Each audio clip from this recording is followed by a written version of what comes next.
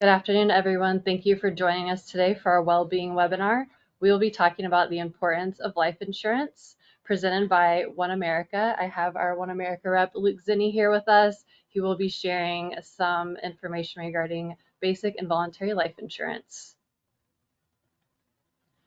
Just a couple of housekeeping items here. Everyone will be in listen-only mode for the duration of the webinar. If you have any questions or comments, please use the chat box located to the right. And also the presentation slides and resources can be downloaded on the right-hand side of your webinar screen. Just a quick overview here of our agenda.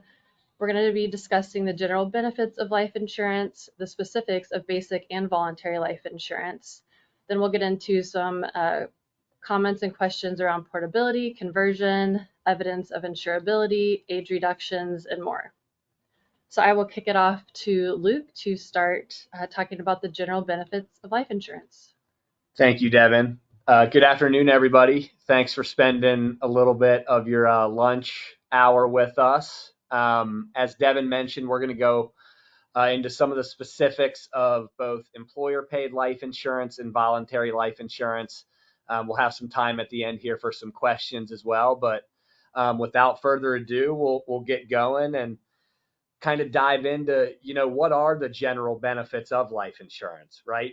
Number one, financial protection. It provides a safety net for your loved ones in case of an unexpected death. Peace of mind. Knowing your family is financially secure reduces general stress and anxiety. Income replacement. Helps replace lost income, ensuring your family maintains their standard of living.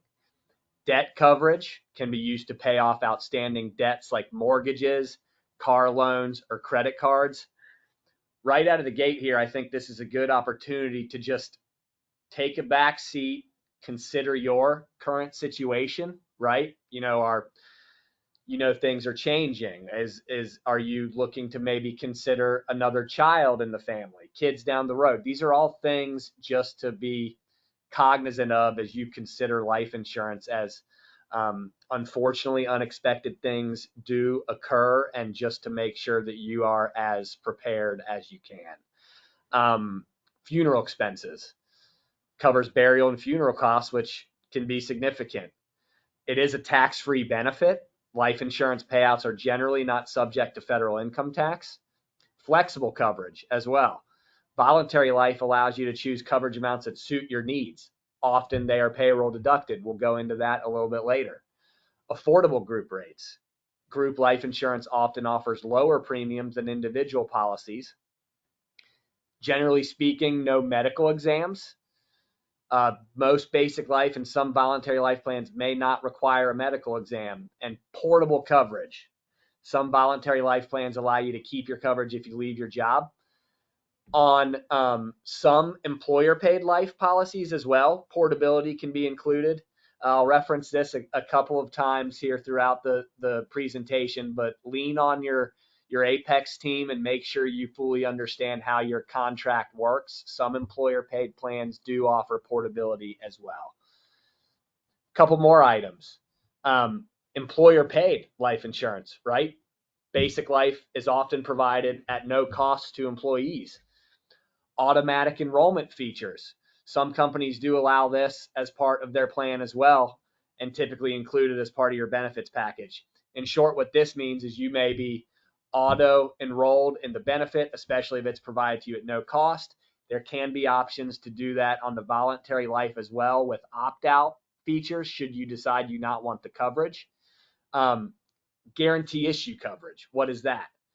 Coverage is guaranteed without underwriting, often up to a certain benefit maximum. It can be anywhere between $100,000 or even up to $500,000. Typically, you see that the larger of a company that you work with. And the last thing, foundation of protection, right? Life insurance serves as a base layer of financial security. And I think just to kind of go over some of the terms that are used for basic life insurance, sometimes we call it group life insurance, basic life insurance, or employer paid life insurance. So all kind of interchangeable terms, but can get a little confusing if you're not familiar with those different terms. Voluntary life can also be called supplemental life. So depending on your employer or your organization, you might hear those terms referred to a little bit differently, but they are interchangeable terms. So let's go into some more specific benefits of voluntary life coverage, or as Devin mentioned, supplemental life coverage, optional life coverage. These three terms can be used generally interchangeably. And just know that the main features of those different types of insurance remain the same, but you might hear a name that's slightly different than somebody else might call it, let's say. So customizable coverage. Choose higher coverage amounts based on your family's needs, right? One of the other big items I always like to have our employees consider is, especially if you are making a change from one company to another company, is during that open enrollment period, if it's approved, again, sit down with your significant other, your family, your children, whoever is important to you in these decisions, and evaluate your current circumstances, right? Oftentimes, the recommendation is, if you're not sure if you want coverage, consider enrolling now just for the minimum benefit, because what that does is it allows you on the plan for the minimum benefit during that carrier special enrollment period with no medical evidence of insurability.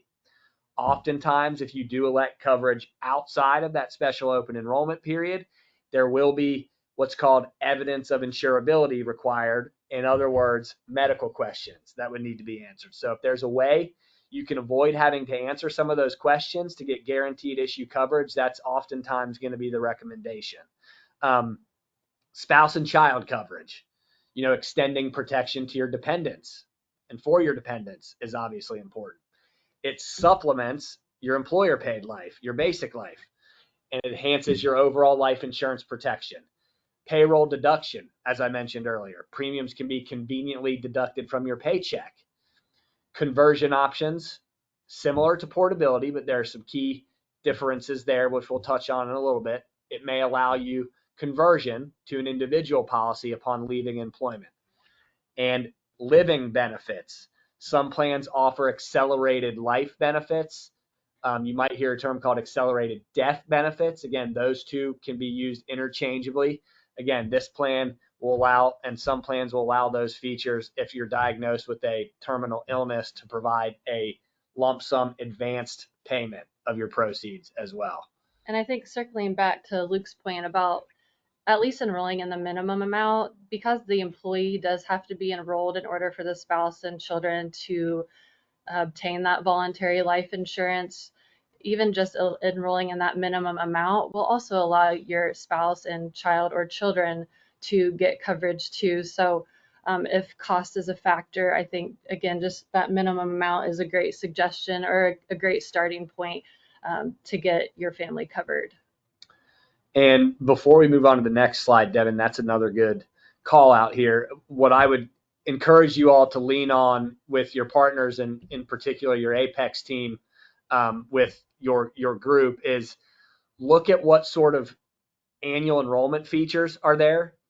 Oftentimes your partners and carriers will offer some annual increases, right? Which again reiterates the need to consider enrolling for that $10,000 minimum.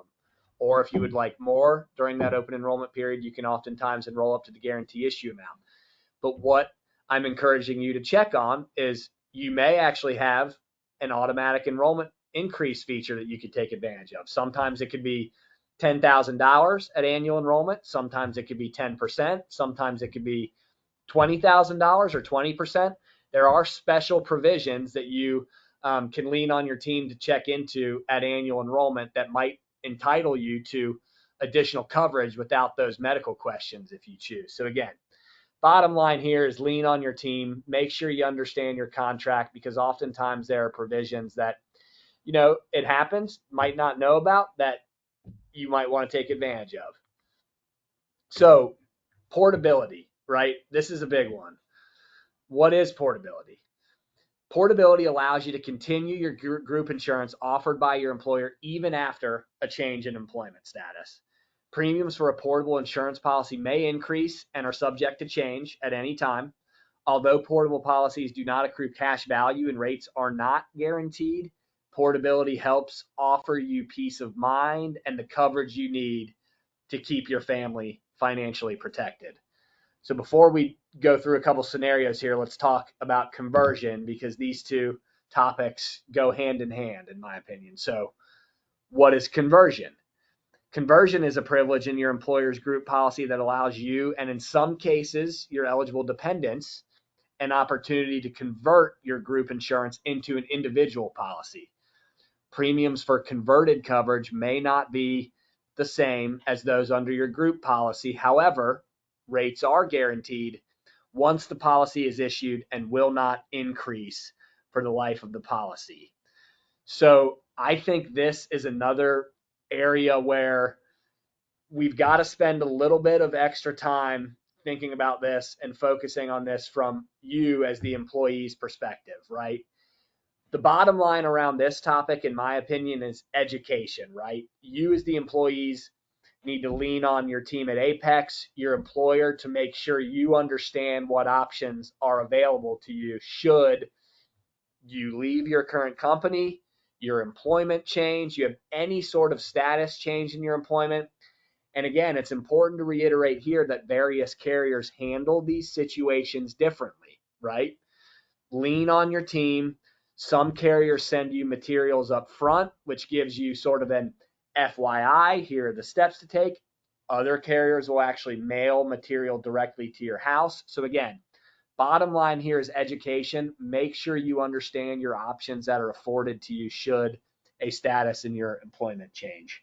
Yeah, and I think for our HR folks out there, ensuring as a maybe part of your checklist of an exit of an employee is making sure they have that conversion or portability paperwork, because there is a timeline that they are able to enroll in those products following the exit of their departure of employment, typically around 30 days. So it's not a huge amount of time. So it is important that employees are aware of those privileges, and that the HR folks out there make sure that they get the proper documentation upon that exit.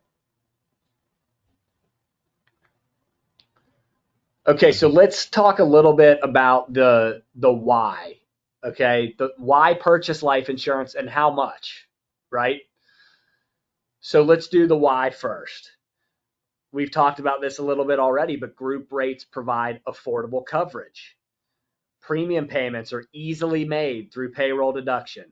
And again, in some cases, you can purchase coverage for your spouse and your dependents. And again, what we just reiterated, you may be able to take your coverage with you in the event you leave your employer. Again, this cannot be reiterated enough, because oftentimes when you go out to the individual market, there are different EOI, again, evidence of insurability, and medical underwriting requirements. So the bottom line is group coverage tends to provide the most flexible and affordable coverage that you are going to be able to attain in most instances. So how much do you need? Obviously, this is going to be different for everybody here on the call. Everyone's circumstances are different. The amount of life insurance that's appropriate for you will depend on various factors such as age, your current finances, and the financial needs of your loved ones. Again, that's why it's important to have the discussion and start the conversation now, both with the people closest to you and with a financial professional who can help guide you down a positive path. I'm jumping a little bit ahead here, but I think the biggest thing, again, if we can give you one takeaway with all this, it's have a plan, right? You want to make sure that you are making educated and informed decisions that's going to best set, you and your family up should the unfortunate thing happen, which, obviously nobody loves talking about. It's a challenging topic to talk about, but again, our job here is to just make sure that you are as informed and as prepared and educated as you can be on the topic. So again, touched on a couple of these too, but some reasons to consider buying. A lot of this is reiterating what we've already discussed, but again, it's just making sure you have that foundation to make the most educated decision for you and your family. employer provided coverage, quite simply, might not be enough, right? Group life insurance through your work provides, sometimes only 1 to 2 times your salary. Again, depending on your current company's size, structure, the overall benefits package, you could have anywhere between, a flat $10,000 benefit, $25,000 benefit, $50,000 benefit. Again, in some situations, that plain and simple just might not be enough coverage, right? So again, make sure you know what you have. Consider supplemental, voluntary, optional, all used interchangeably if that's afforded to you as well through your company.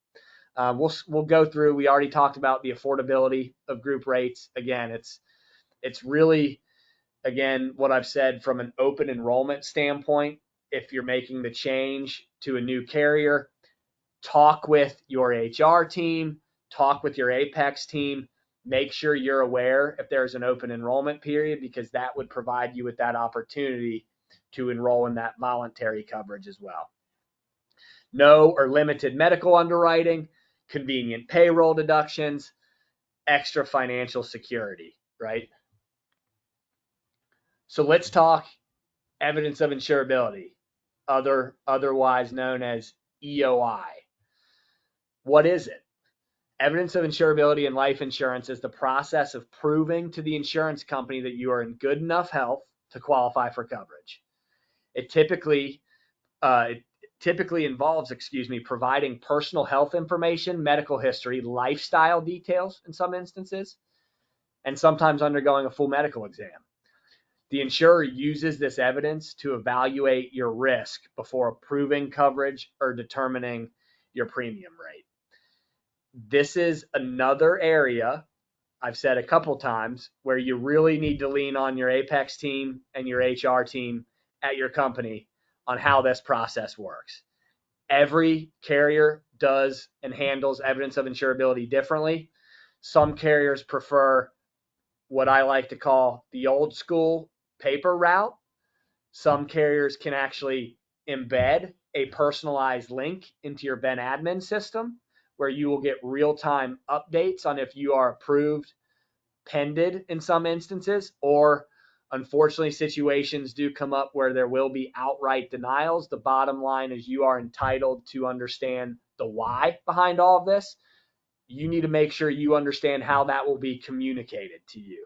And Devin, I'm sure you probably see quite a bit of differences with how that's handled in your world. Yes, so we do see a lot of mail. So, I know a lot of us don't always check our mail timely, but even throughout the EOI process, sometimes the carrier will reach out via mail or email if they have further questions, or if something maybe was missed on the EOI form that wasn't completed.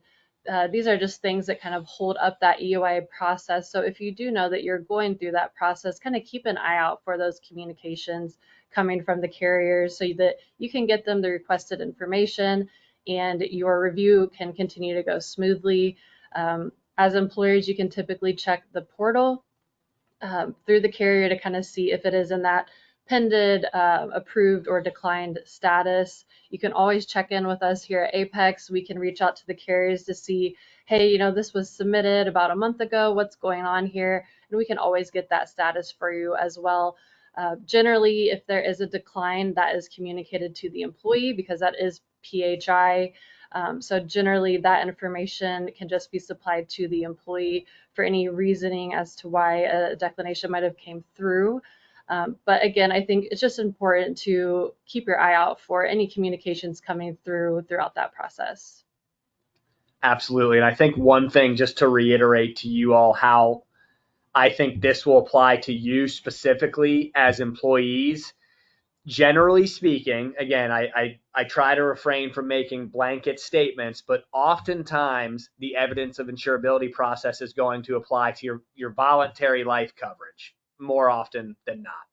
And again, just to kind of simplify this a little bit, all voluntary life policies have a specified guarantee issue amount, right, for both employees and spouses. So you, as the employee, let's do an example. Let's say your policy has a $100,000 guarantee issue limit which means that is the amount of coverage you could enroll during your open enrollment period for without needing to complete evidence of insurability. You are entitled to that amount without any EOI. Any amount over that $100,000, again, that's an example, we would need evidence of insurability for any amount over that $100,000. The same concept applies to your spouses as well. More often than not, the spousal guarantee issue amount is going to be less than the employee, oftentimes $25,000, sometimes $50,000. So that same concept does apply to your spouse as well. So again, I want to make sure everybody's comfortable with the fact that this does typically apply to your voluntary coverage.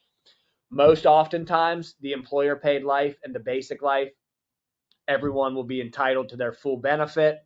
There are some instances where, grandfathering in certain situations do come in if somebody has a, let's say exceptionally large amount, maybe with a current company and you're making a carrier change. But again, bottom line with the EOI is make sure you understand how the process works and your rights on how that information will be communicated to you.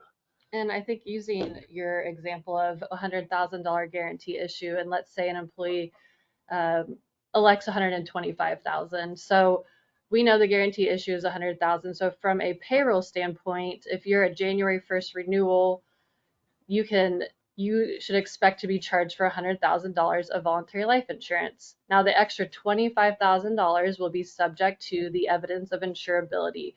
That will not be taken from payroll until that is approved.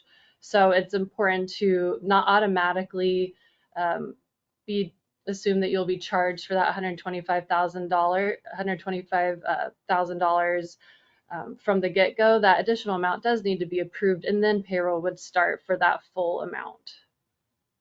Absolutely. So this slide right here just goes a little bit more into a summary of what we talked about. So we won't spend a ton of time here, but generally, again, key points about EOI when it's required. Applying for individual life insurance outside of the group space.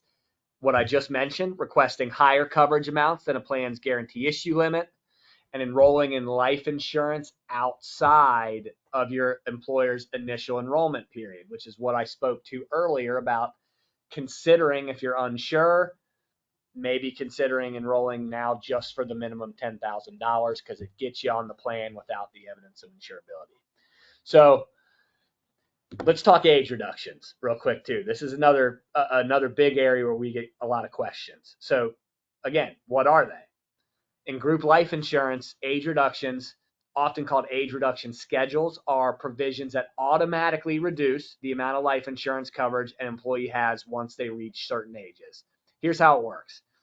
Group life insurance is often designed to provide protection during an employee's working years, when financial responsibilities such as mortgages, dependents are typically higher.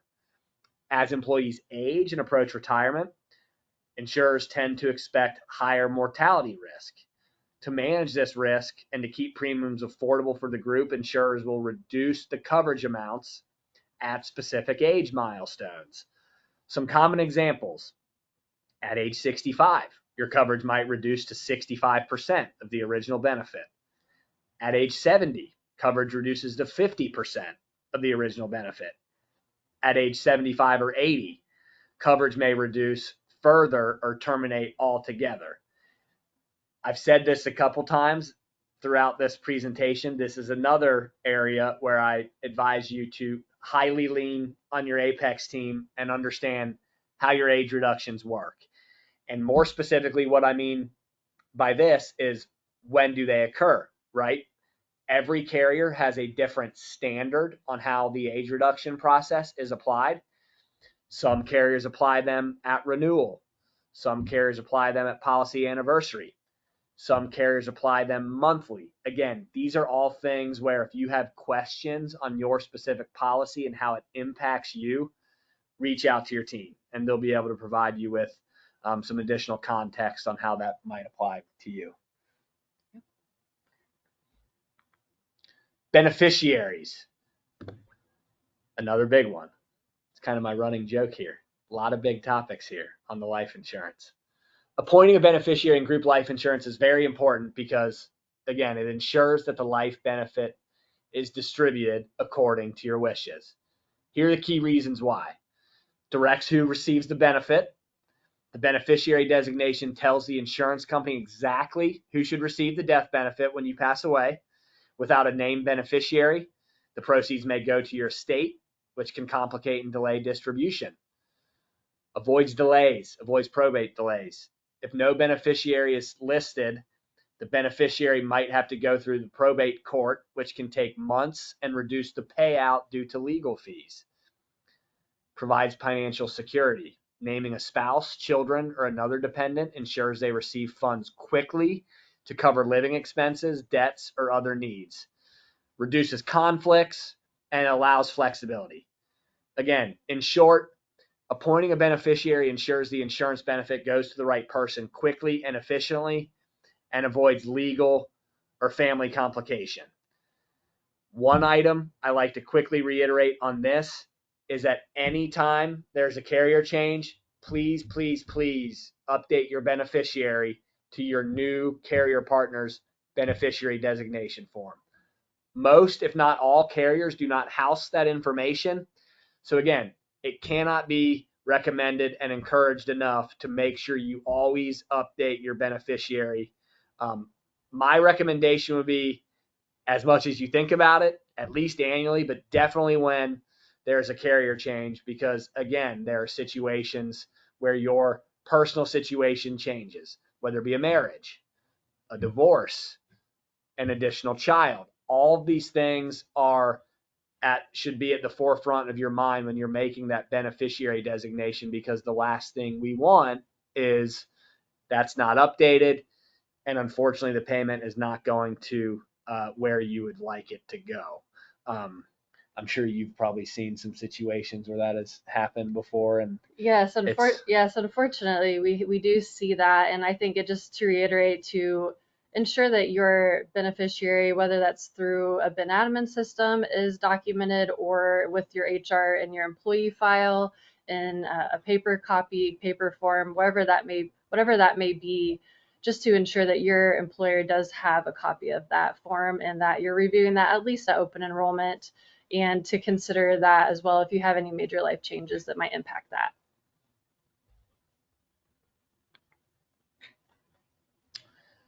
some other key features here. And again, this is going to kind of reiterate and recap a lot of things that we have talked about here today. So,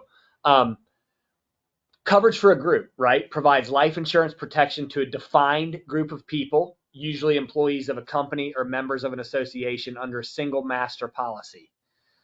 Automatic enrollment, we've talked about a little bit. Lower cost is the big one, the big benefit of group insurance with your employer, more so than necessarily going out in the market for an individual policy.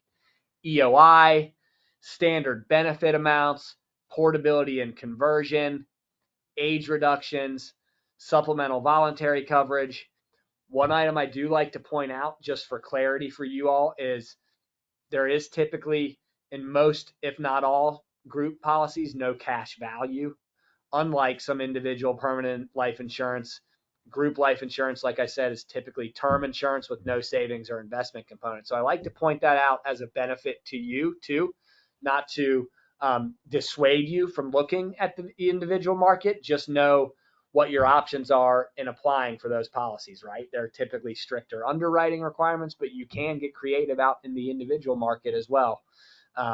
If you're looking for any sort of whole life, universal life, some of those products might return a cash and investment value too. But other than that, we've covered a lot of, I hope, helpful material for you all. And as I've said a couple times here, lean on your partners, lean on not only your Apex team, but your specific account management team at your carrier partners, your sales team. We're all here to help support you and help you make the most informed decisions we can. So with that, I think we'll open it up to questions. Yeah.